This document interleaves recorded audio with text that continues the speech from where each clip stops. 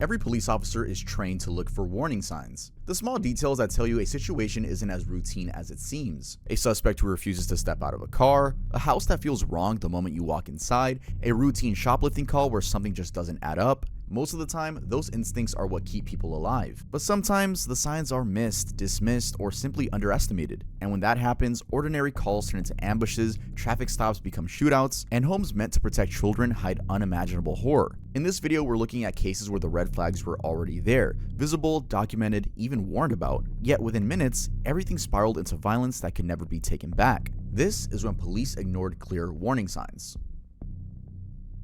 Jayme Kushman case.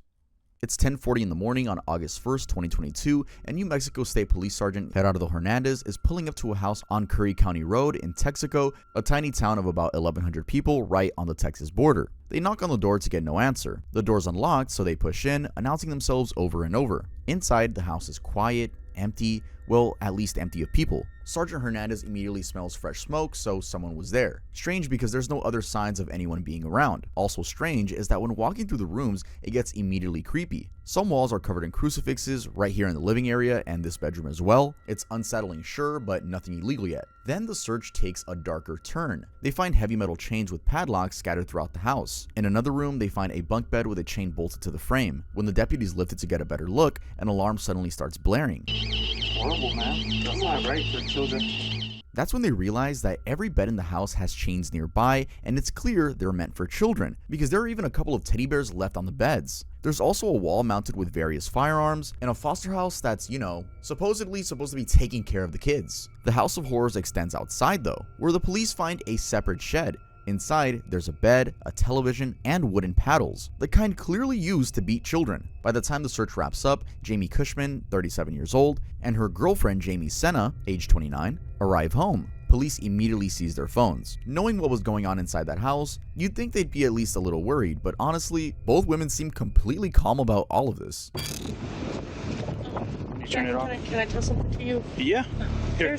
There's going to be a ton of videos on there. That's not my concern. Okay. Senna casually mentions she has, quote, adult videos on her phone, but otherwise they act like it's just routine, like police executing a search warrant and finding chains bolted to beds is no big deal. Fast forward 3 months. Investigators have spent weeks extracting over 1,400 videos from security cameras that were hidden in the children's rooms. When they sit Senna down to show her the footage, her reaction is chilling. She watches a video of an 11-year-old boy chained to his bed and just says, "Wow, that's it." All while on screen, there's the video evidence of a child literally shackled by his ankle to a bed frame with no sheets or pillows, unable to escape even to use the bathroom. One kid was chained for 14 consecutive hours with no food, water, or toilet access. Senna eventually admits that the children were chained, but she tries to downplay it, claiming one of them could easily get out. Except the investigators already knew that the chain was rigged with an alarm that would alert the adults if they moved. And the other chain, that one was bolted directly into the wall. So, could you imagine if there was a fire in that house? He will burn to death. As the officer points out, if there was a fire, that child would literally burn to death with no way to escape. But then something else happens that shocks everyone in that room. Senna asks for a moment and reaches into her pocket to turn off her phone. All this time, she'd been on a call with Kushman, letting her listen in real time to everything being said. Quote, "You just tampered with evidence," the officers immediately tell her. You know what you just did? You just tampered with evidence.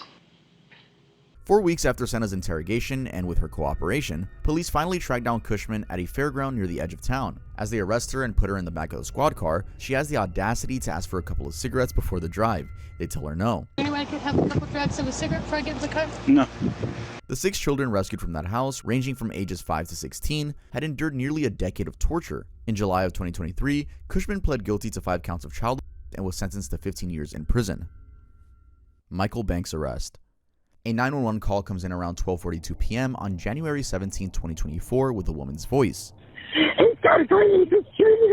Tampa police officer Darren Gibson's body cam captures him sprinting towards the scene on the block of North 23rd Street, and immediately you can hear women screaming. 2 women come running from the property. One of them is a 60-year-old mother who made that 911 call. She has blood streaming down her face from where a bullet grazed her head. The other is completely naked, and it's the shooter's 16-year-old daughter, who'd been in the shower when the shooting started. Despite the chaos, the officer stayed remarkably calm. He quickly tells both the woman and the girl to take cover behind the cruisers while backup rushes to the scene. As they crouch there, the woman tells him the gun is a revolver, the kind with a cylinder, so there should be 6 shots in it. Then things go sideways fast. Gibson moves towards the fence line to get a better view of the backyard. He peers over, spots the suspect, a man in a black jacket, and immediately shouts, "Let me see your hands." But instead of complying, 42-year-old Michael Monroe Banks opens fire. Multiple shots ring out pretty quickly, and Gibson returns fire as he scrambles for cover. More officers flood the scene, some covering the front, others moving to the rear of the property. Banks keeps moving, darting back inside the house at one point, then re-emerging. At one point, he briefly opens the front door, screaming something at the officers, then it slams shut again. Finally, after a few tense minutes, Banks comes outside with his hands up. He follows orders and drops to the ground while the officers rush over to grab him. And as they're putting the handcuffs on, Banks starts weirdly rambling on and on about how important his computer files are. My computer files are all important. But that's not the only thing suspicious here, because when the officers ask him if he has any medical issues, pay close attention to what he says. Do you have any medical conditions, Mike? I'm disabled. I have a bunch of medical conditions. What are some of them, just so? My right leg's all messed up, and dementia, schizophrenia. Okay. What else? They poisoned me with something at the dentist. Okay.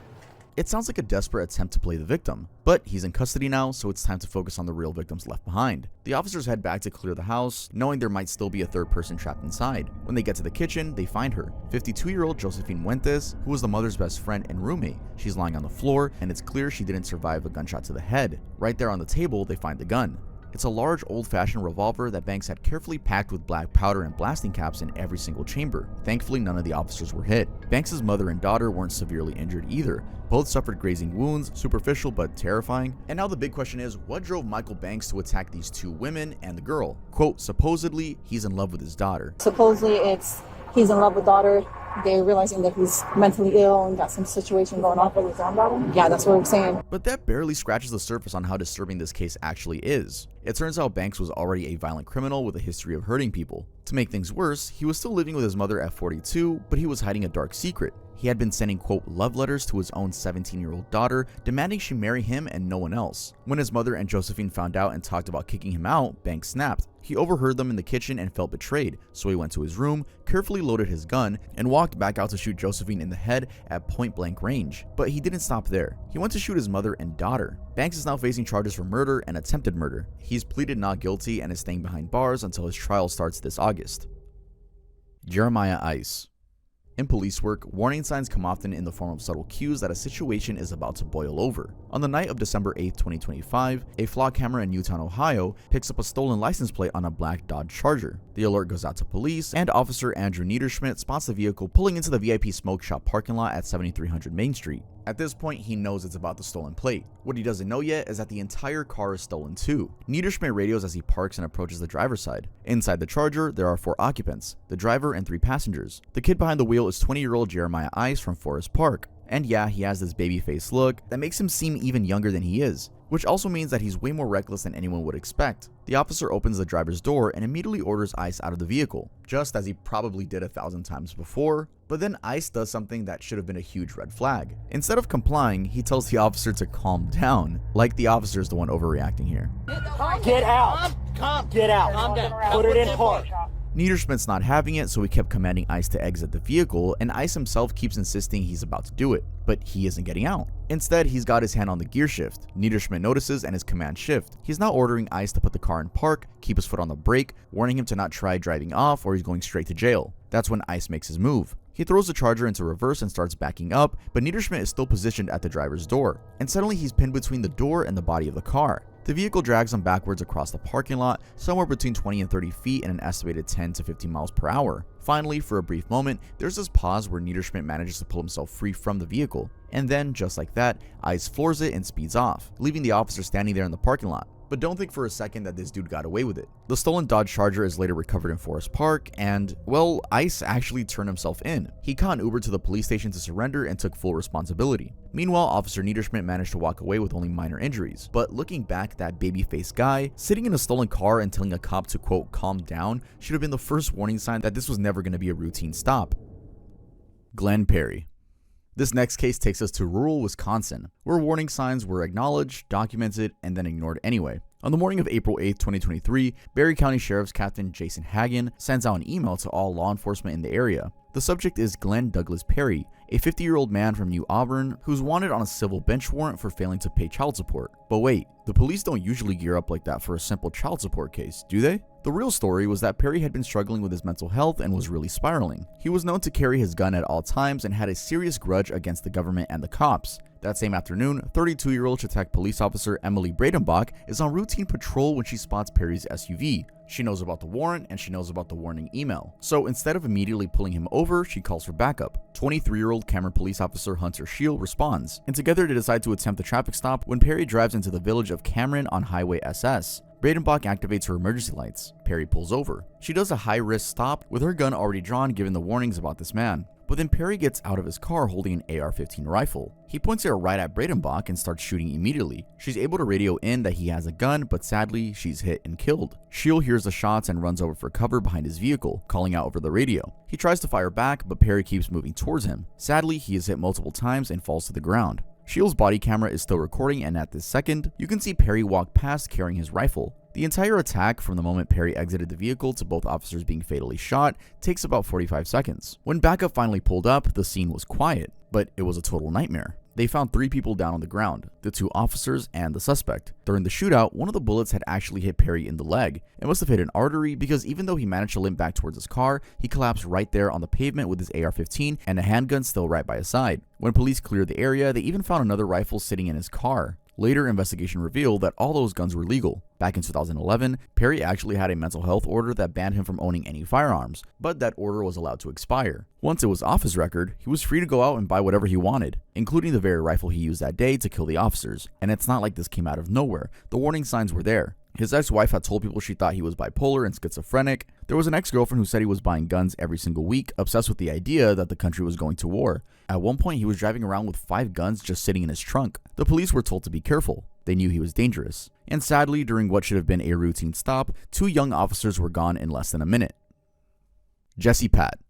Around 6:43 p.m. on July 8, 2024, a call came in about a house fire in the 2600 block of West Crescent Street in Racine, Wisconsin. Firefighters and police arrived to find a single-story home in flames. To this point, it was standard response and routine procedure. That is, until officers secure the perimeter and start talking to neighbors who mention something that immediately changes the context of the entire scene. Police quickly confirmed that the homeowner, 64-year-old Cheryl Christensen, is currently out on bond, awaiting trial for the wrongful death of her 46-year-old disabled son, Shannon Lloyd. Quickly, the fire department radios that they found one person dead inside. At this point, investigators are still treating it as a tragic fire death. Maybe Cheryl got trapped because she couldn't get out in time. They confirmed the victim is Cheryl Christensen. Investigators start piecing together how the fire started, checking for electrical issues, looking for the typical causes. They found propane tanks very close to where the body was found. Aside from that, there's a problem. Cheryl has another son, Jesse Patt Sr., who was reportedly with her on and off, supposedly living in the basement. And right now, nobody knows where he is. So the officers head down to the basement to look for Jesse and figure out how the fire started. But when they get there, they find a bunch of power strips that have been messed with on purpose. It was pretty obvious right away that someone had intentionally set this house on fire.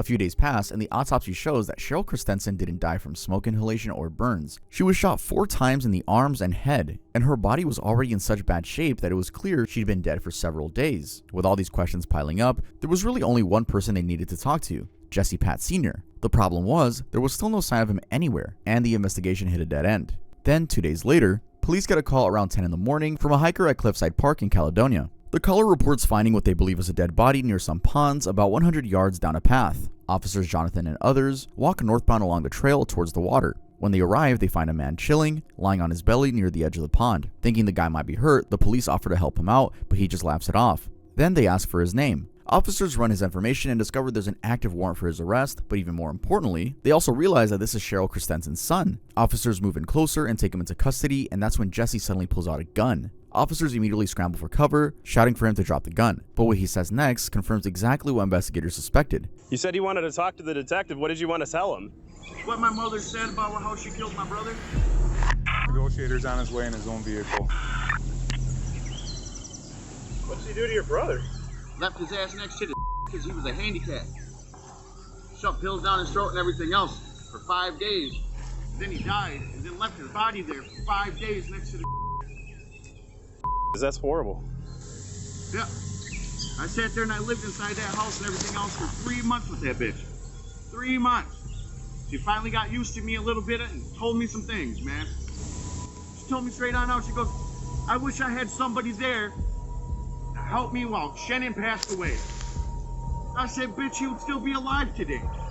When Jesse found out what she'd done, how she let his disabled brother suffer and die, rather than call for help, he lost it. He shot her 4 times with a .45, then left her body inside the house to decompose for 7 days, just like what she'd done to Shannon. Then he sets the house on fire. To be fair, Jesse actually seems cooperative, but for some reason the police try to bring him in safely by using less lethal rounds, which only made him reach for his gun again. That's when the real fire starts, and the 37-year-old is killed right there on the spot. He was just looking for some sick revenge for what happened to his brother.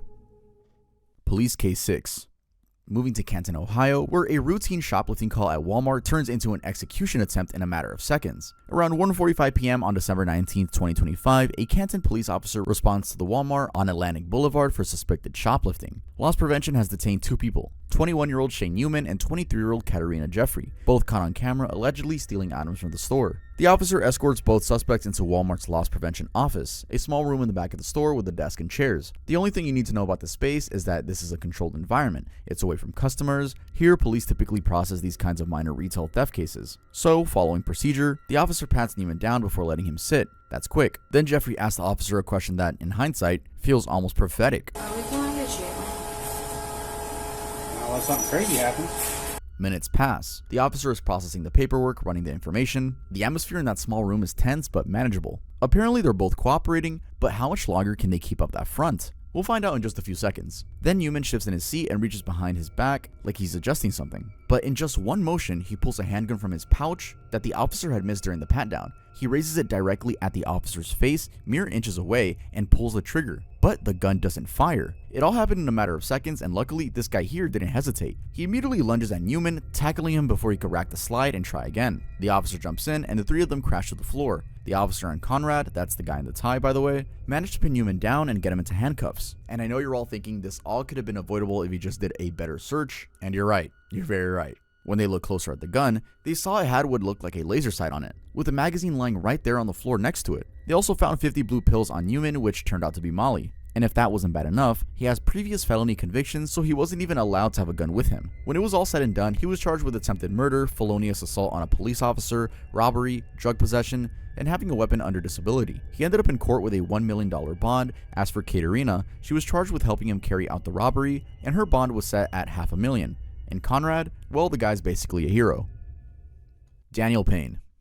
Most of the time, we talk about red flags as something that only makes sense in hindsight, but in this case, the warnings were staring the officers right in the face, and it started with a routine truck stop in Illinois that ended with a police chief fighting for his life. It happened back in 2022, almost midnight. Maridosia police officer Steve Lowry clocks a white Chevy pickup doing 54 miles per hour in a 25 miles per hour zone. The truck crosses over the Illinois River Bridge, and Lowry pulls it over about half a mile down the road. Lowry approaches the driver's side, asks for a license. Right away, he notices red flags. What's going on? Got your driver's license? The driver's speech is slurred, there's a strong smell of alcohol coming from the vehicle, and there's an open beer can near the passenger seat. Lowry suspects the driver, 29-year-old Daniel Bowen Payne, from Greenbrier, Tennessee, may have tried to toss the can out the window and into the river before getting pulled over. Then Lowry sees what really started this whole thing, an uncased handgun sitting in plain view on the passenger side floorboard. Okay, put your hands up. What's a gun doing there in the corner?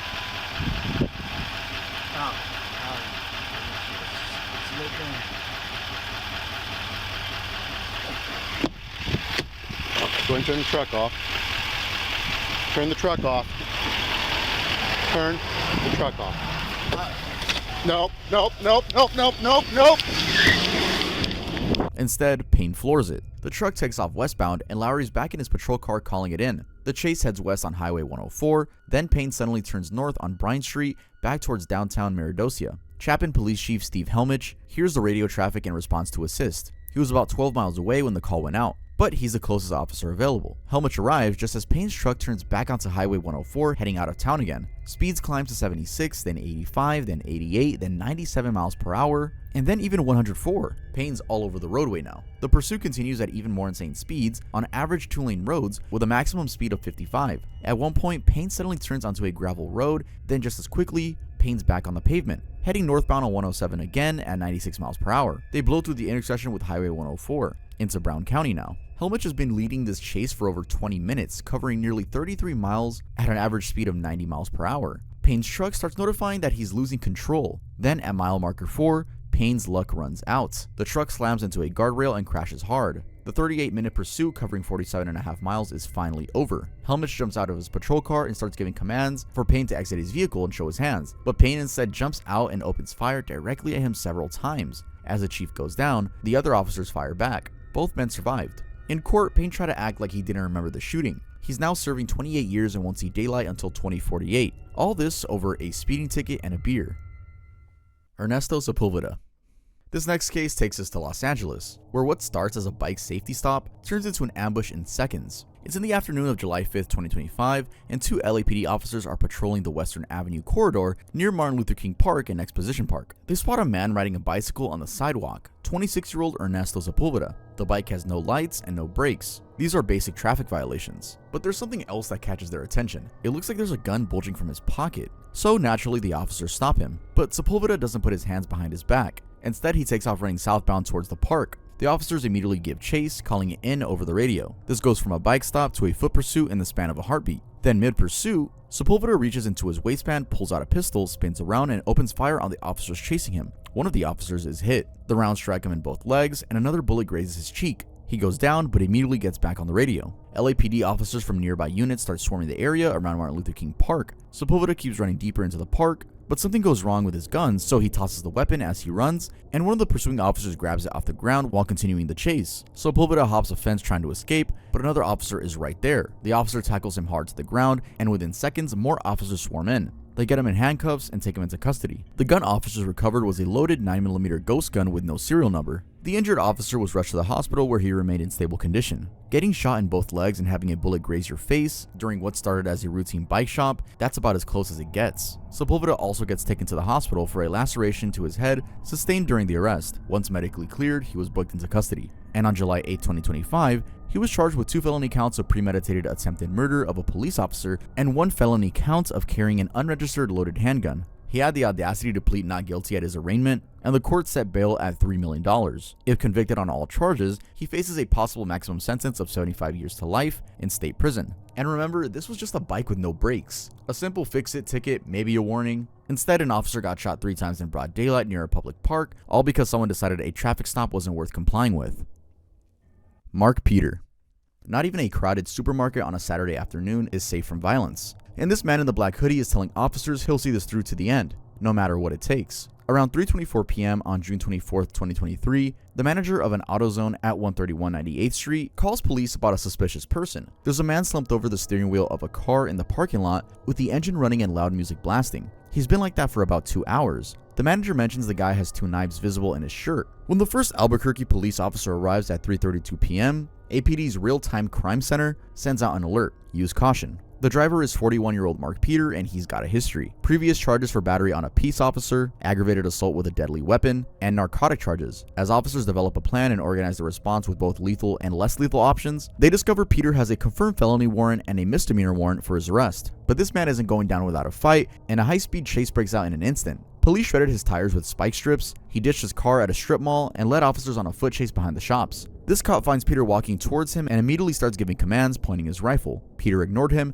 ducked between 2 buildings, and rounded the corner of the El Mesquite market. He started jogging straight for the front doors, and even though the sergeant screamed for his team to not let him inside, they were just too late. Watch his hands. Don't let him go in. Don't let him go in. Get out of there! Get on the ground now! Peter runs straight through the entrance into the crowded market. It's Saturday afternoon. There are employees at cash registers, customers pushing shopping carts, people everywhere. Officers sprint behind him. Peter quickly approaches the area near the registers where people are standing. Then he spins around towards the pursuing officers with a handgun in his right hand. One officer managed to hit him with a taser, but as he was falling, Peter opened fire directly at the police. It was chaos. Investigators later found that Peter fired at least 13 shots inside the crowded store. An autopsy showed Peter was hit 27 times, including 1 shot to his own thigh, and he died right there on the scene. The most incredible part of this entire story is that despite 59 rounds being fired in a packed supermarket, not a single customer or employee was hurt. Jason King. Our final case takes us across the Atlantic to England, where a neighbor dispute turns into something straight out of a medieval warfare.